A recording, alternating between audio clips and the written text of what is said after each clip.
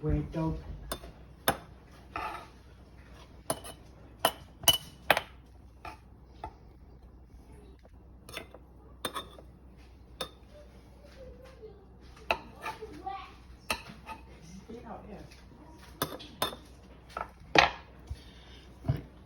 Just going to put the vinegar on now.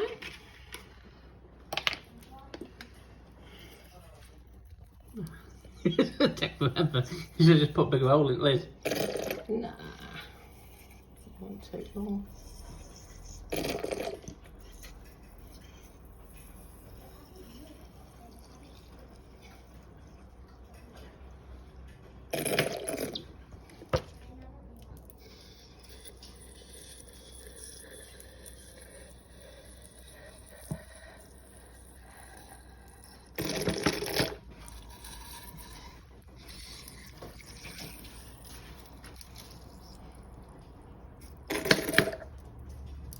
There we go.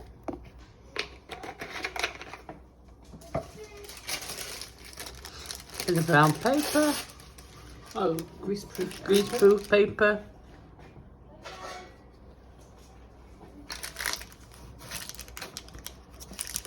It's what for?